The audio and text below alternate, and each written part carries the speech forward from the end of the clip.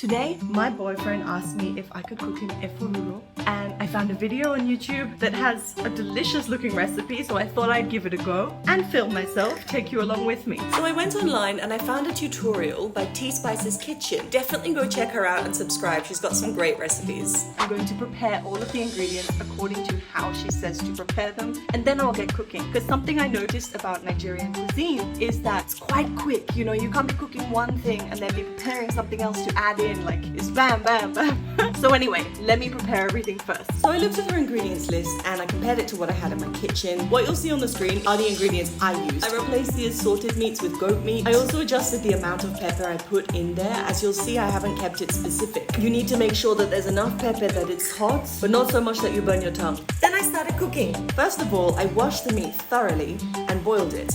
I added in onion, pepper, curry, thyme, salt, and a little bit of Maggi to make sure that the stock itself was delicious and the meat would become flavorful. I then boiled it for basically the whole time that I was preparing all the other ingredients so that the meat would be nice and tender. The next step was to wash the iru, the locust beans,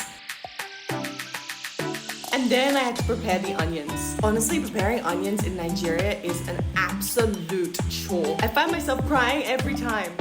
I'm already crying, I don't know, but Nigerian onions are, they're strong. wait.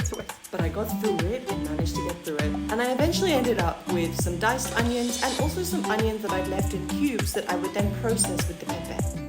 Next, I needed to choose the tomatoes and peppers that I was going to use and then wash them. As you'll see, I just picked according to what my ancestors were telling me, or rather my boyfriend's ancestors. I don't think my ancestors knew anything about pepper. As I was saying before, picking pepper is a really difficult balancing act because sometimes you get very hot ones and sometimes you get very bland ones. So it really is all about figuring out how spicy you want something and therefore how much you want to put in. Then I added the onions and I blended it until the mixture was quite a rough texture. It still needs to be rough for Efo Riro. Next, I prepared the fish. You need to put boiling water on this one because it's smoked and quite dry. And then you need to make sure you clean it thoroughly. Then I took the leaves, and this part was the longest and most tedious part. Those leaves, don't mind them. They've been in the fridge for a while, so the leaves were looking a little bit soggy, but they were all still good. Anyway, you have to pick them all off their stems, and then you have to wash them, and then you have to put boiling water on top of the washed ones so that you can make the leaves a little bit soft before you then put them into the Efo Riro, and so that there's not too much liquid inside them anymore. Drain them, make sure you get all of the boiling water out as well, and set them aside. Next, put a pot onto the stove and pour rather a lot of palm oil into it. I've kept her measurement of half a cup, but honestly it's basically a bath. You need to make a bath or a puddle. Then you will put the onion and the iru into the palm oil first and fry them for a bit first. Next, add in the pepper and stir. Make sure that there's not too much pepper so it doesn't overwhelm the efo. I had to remove some of this one. Then there's the crayfish, you need to add that one in as well. And let it all fry up until it's well fried. Add in your fish, then add in the meat and the stock.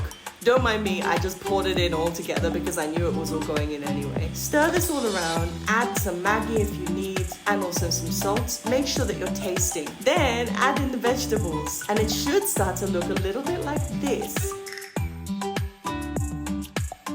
Finally, you're going to want to make eba or another swallow of your choice, and then serve it all up. This is the final results. So what did you think of my cooking? Let me know in the comments, and please hit subscribe. As always, thanks, bye.